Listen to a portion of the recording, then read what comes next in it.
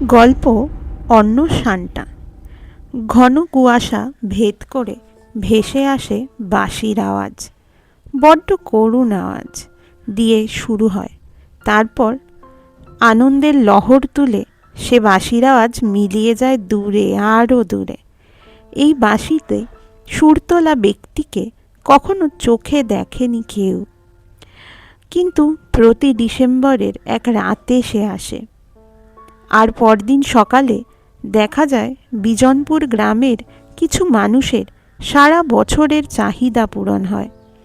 এমনই এক ডিসেম্বরের সকালে গ্রামের মুরব্বীরা বসেছে আলোচনায়। যদিও এই আগন্তুকের কাছে কিছু চেয়ে কোনো লাভ নেই, সে যা দেয় নিজের ইচ্ছেতেই দেয়। তবুও শীতের আমেজ আসতেই গ্রামের মুরব্বি থেকে শুরু করে বউরা, মেয়েরা, বাকি সব মানুষরা এই আলোচনায় মশগুল হয় যে এবার কার আশা পূরণ হবে। মুরব্বিদের মধ্যে সবচেয়ে বেশি বয়স সদানন্দের, ৮০ পেরিয়েছেন তিনি। বললেন, এবার কিন্তু আমাদের বিশুর অবস্থাটা ফেরা দরকার। এবার মনে হয় ওর কিছু একটা হিললে হবে। অনেকেই বলল, ঠিক ঠিক। রামকান্ত বললেন, সে তো তোমরা আগেও বলেছ এর হবে, ওর হবে, কিন্তু কার্যকালে দেখা গেছে তারই হিললে হয় যার দরকার। এই তো গতবার গজেন্দ্রর ব্যবসা মার খেয়েছে বলে তোমরা বললে ওর হিললে হবে, কিন্তু ভালো হলো কার? না, অবিনাশের। কার্যকালে দেখা গেল গজেন্দ্র ওর ব্যবসা বসে যাওয়ার কথাটা মিথ্যে রটিয়েছিল, যাতে ওর ভালো একটা ব্যবস্থা হয়। কিন্তু অবিনাশের ব্যাপারটা আমরা কেউ জানতামই না। মানুষের বিপদে আপদে দাঁড়াতে দাঁড়াতে ওর অবস্থা যে কোথায় এসে ঠেকেছে তা বোঝা গেল যখন সেদিন সকালে সবাই দেখল ওর ভাঙাচোরা বাড়ির জায়গায় একটা পাকা বাড়ি। তার আগে গ্রামে কেউ বিপদে পড়লেই হাত পাতত অবিনাশের কাছে। অবিনাশ কাউকে কখনো ফেরায়নি, কিন্তু ওর অবস্থা কি ছিল কেউ তাকিয়েও দেখেনি। প্রতি বছরের মতো এ কথা ও কথায় সভা শেষ হলো। দিন চলতে থাকে, সবাই যে যার কাজে ব্যস্ত। দিন এগিয়ে আসতে থাকে, আর সবাই ভালো কাজ করতে চায় জোর কদমে। সবার ধারণা হয়েছে হয়তো কারো সাহায্য করলে আগন্তুকের আশীর্বাদ তাদের উপরও বর্ষিত হবে। ফলে কেউ কারো সাহায্য নিতে চায় না, শুধু করতে চায়। অবিনাশের বাড়ির ধার তো মারাই না। অবিনাশ, রহিম, মালতী, প্রহ্লাদের মতো কয়েকজন জানে লোভে পড়ে কোনো কিছু পাওয়ার জন্য কাউকে সাহায্য করাটা স্বার্থপরতারই নামান্তর।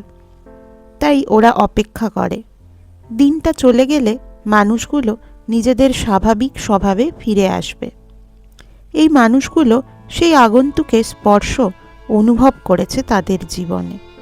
এই যেমন মালতী, তার ১৬ বছর পর্যন্ত শহরে মামাবাড়িতে ছিল। সেখানে কিছু পড়াশোনা করেছিল। তারপর মামারা আর ওকে রাখতে চাইল না, তখন গ্রামে ফিরে এলো।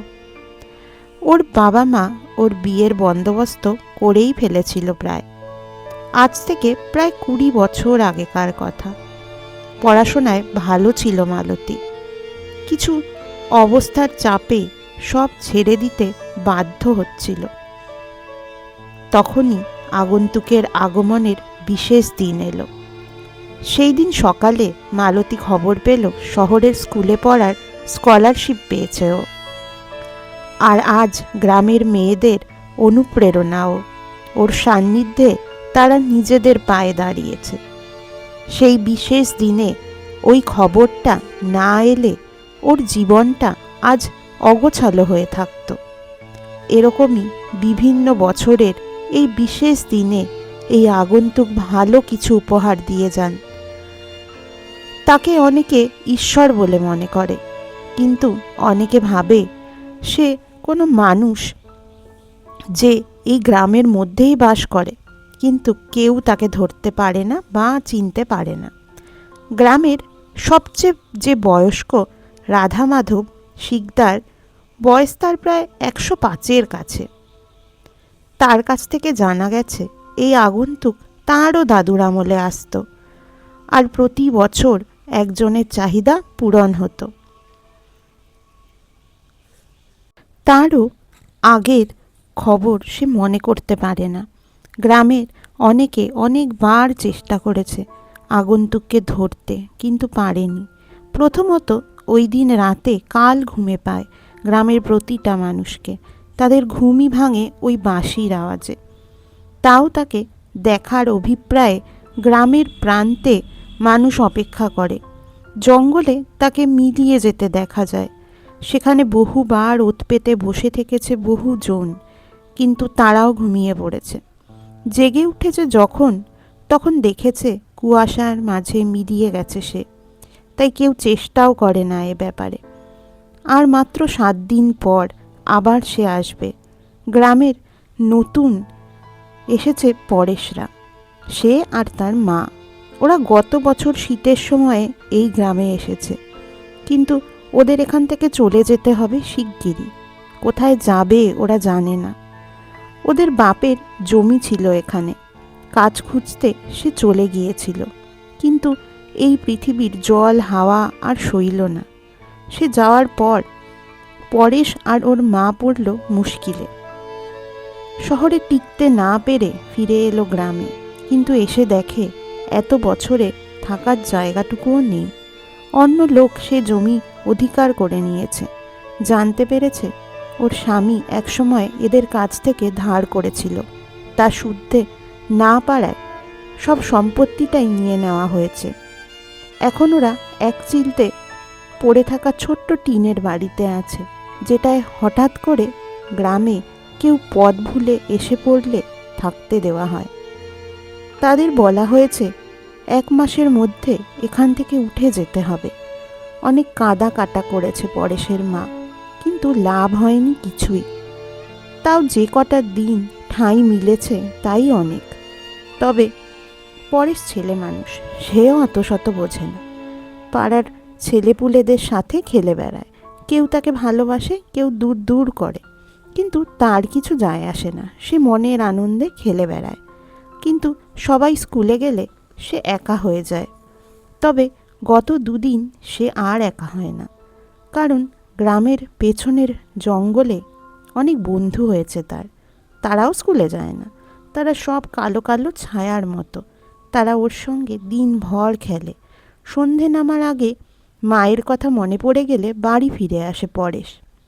ওর এই জঙ্গলের বন্ধুরা ও চলে যেতে অন্ধকারে মিশে জঙ্গলে ঢুকে যায়। ওদের কাছে এক রাজার গল্প শুনেছে পরেশ। সে রাজা সারা দিন বাঁশি বাজায়, ওদের ভালো মন্দ দেখে। আরও বলেছে ওরা এই গ্রামেরই বাসিন্দা ছিল, ঠিক ওর বাবার মতো। তারপর একদিন সবাই কান্নাকাটি করে ওদের গ্রাম থেকে তাড়িয়ে দেয় এক এক করে। তখন এই বাঁশিওয়ালা রাজা ওদের ছোট্ট ছোট্ট করে এই বনে রেখে দেয়। এই সাধারণ বনের ভেতর আছে কুঞ্জবন। এখানে যখন আঁধার নামে তখন ওখানে আলো। পরেশও যেতে চেয়েছে, কিন্তু ওরা বলেছে ওখানে তোমার যেতে নেই। ওরা আরও বলেছে গ্রাম থেকে ওদের তাড়িয়ে দিলে কি হবে, বাঁশি রাজা ওদের আবার গ্রামে পাঠাবে, আরও ছোট্ট ছোট্ট করে। তারপর ওরা বড় হবে, তারপর আবার ছোট হবে। পরেশ ওদের কথা চোখ গোল গোল করে শোনে, বোঝে না কিছু। পরেশ কদিন ধরে দেখছে ওর মা ব্যাগ গোছাচ্ছে। ওদের নাকি অন্য কোথাও যেতে হবে। পরেশ কিন্তু ওর গ্রামের আর এই জঙ্গলের বন্ধুদের ফেলে যেতে চায় না। ও বেশ আছে। ও জানে ওর মাও এখানেই থাকতে চায়, তাই মাঝে মাঝে কান্নাও করে। বড়রা যে কাঁদতে পারে জানতো না ও, কিন্তু গত 1 বছরে কত কিছুই না দেখল। জঙ্গলের বন্ধুদের মধ্যে সব থেকে ছোট যে, তার সাথে পরেশের বেশি ভাব। তার কাছে পরেশ সব বলে। সে বলে যে সে এখানে একদম নতুন, তাই গ্রামের অনেকেই ওকে পছন্দ করে না, কিন্তু বেশিরভাগই ওকে খুব ভালোবাসে, তাই এই জায়গা থেকে ও চলে যেতে চায় না। ওর ছোট্ট বন্ধু মনোযোগ দিয়ে ওর কথা শুনে, বলে যে বেশ, আমাদের রাজাকে বলবো যেন তোমায় এখান থেকে চলে যেতে না হয়। পরেশ ছুটতে ছুটতে বাড়িতে আসে। ওর মা তখন রান্না চাপিয়েছে। মাকে জড়িয়ে বলে, মা দেখো, আমরা কিন্তু এখানেই থাকবো, কোথাও যাব না। ওর মা দীর্ঘশ্বাস ছেড়ে বলে, আমরা তো এখানে বেড়াতে এসেছিলাম পরেশ, অনেক দিন হলো, এবার চলে যেতে হবে। পরেশ মায়ের চোখ মুছিয়ে বলল, না, আমরা কোথাও যাব না। কদিন পর আজ সেই দিন। রাত পোহালেই কারুর না কারুর সাথে চমৎকার ঘটবে। সবাই ঘুমিয়ে পড়েছিল। আধার নামতে না নামতেই ঘুম ভাঙল সেই বিদায়ী বাঁশির আওয়াজে। গ্রামের মাতব্বররা এবার বেরোবেন সবার খোঁজ খবর নিতে, জানতে বেরোবেন যে কে কি পেল। পরেশও বাঁশির আওয়াজে উঠে বসেছিল বিছানায়। ও জানে এ বাঁশি সেই রাজার। এরপর দরজায় ঠকঠক আওয়াজ পেতে ওর মা দরজা খুলে দিল, আর অবাক হয়ে গেল। দেখল পরেশের বাবা দাঁড়িয়ে। নিজের চোখকে যেন বিশ্বাস করতে পারল না। যে মানুষটা চোখের সামনে পৃথিবী ছেড়ে চলে গেলেন, তিনি কিভাবে? মাথা ঘুরিয়ে মাটিতে পড়ে গেল এই অবিশ্বাস্য ঘটনায়। যখন জ্ঞান ফিরল, দেখল গ্রামের সব মানুষ হাজির হয়েছে সেখানে। পরেশের বাবা জানালো এক অদ্ভুত ঘটনা। কারখানার কাজে মাথায় আঘাত লাগার পর ওর যখন জ্ঞান চলে গিয়েছিল, তারপর কিছু মনে ছিল না আর।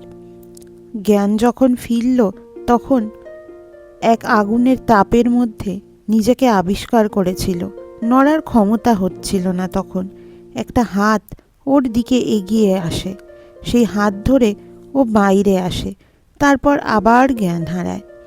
ওর ধারণা কেউ ওকে হাসপাতালে নিয়ে গিয়েছিল। জ্ঞান ফিরতে ও দেখে এই গ্রামের জঙ্গলের ধারে ওকে কে যেন রেখে গেছে। ছোটবেলায় শোনা বাঁশির আওয়াজে ওর ঘুম ভাঙে। ঘুম ভেঙে ওর মনে হয়েছিল যেন নতুন জন্ম হয়েছে। তারপর কিসের টানে যেন গ্রামের এই অতিথিশালার সামনে চলে আসে। ও জানতো না ওর বউ বাচ্চা এখানেই আছে। ও পরেশদের এখানে দেখে কম অবাকও হয়নি। গ্রামের সবাই প্রতি বছরের মতো এবারও অবাক হলো এই অলৌকিক কাণ্ডে। সেই সময় চৌধুরীরা এলো।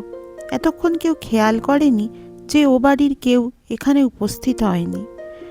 তাদের সঙ্গেও অদ্ভুত ঘটনা ঘটেছে। এরা এই গ্রামের সবচেয়ে বর্ধিষ্ণু পরিবার। অনেক দিন ধরেই ওদের বাড়ির ছেলেটা বিদেশ যাবে, সেই সুযোগ ঘটেছে। তার ভোর ভোর একটা চিঠি হাতে এসেছে। এটা একদমই অভাবনীয়। সেই আনন্দে চৌধুরীরা পরেশদের ছোট্ট বাড়িটা আর পুকুরটা ফিরিয়ে দিতে এসেছে। তার সঙ্গেই বলেও গেল যে আজ তাদের বাড়িতে সবার নিমন্ত্রণ। পরেশের খুব আনন্দ হচ্ছে আজ। বাবার আদর খাচ্ছে। মা একটা নতুন শাড়ি পরেছে অনেক দিন পরে। এর মধ্যেই ওর মনে পড়ল বনের বন্ধুদের কথা। এক দৌড়ে সেখানে পৌঁছে গেল। ওকে পেয়ে ওর বন্ধুরা জানালো আজ ওদের বনেও উৎসব, কারণ ওদের মধ্য থেকে একজন আবার আগের জায়গায় ফিরে গেছে। পরেশ খুঁজতে লাগলো ওর সেই ছোট্ট বন্ধুকে, কিন্তু দেখতে পেল না। সবাই বলল, ও মা, ওকে কোথায় পাবে, ওই তো চলে গেছে। শুনে পরেশের কান্না পেল। ও হাপুস নয়নে কাঁদতে লাগলো। ওকে ওর বন্ধুরা সান্ত্বনা দিল, কিন্তু ও কাঁদতেই লাগলো। তখনই ভেসে এলো এক মধুর বাঁশির আওয়াজ। ওর বন্ধুরা বলল, ওই আমাদের রাজা ডাকছে। সেই বাঁশির আওয়াজে গভীর ঘুম নেমে এলো পরেশের চোখে। ঘুম ভাঙল যখন, তখনও মায়ের কাছে শুয়ে। এরপর আর বনের বন্ধুদের কথা মনে পড়েনি পরেশের। কিন্তু গ্রামের লোকেরা শীত পড়লেই আজও আশায় থাকে সেই বাঁশির আওয়াজের।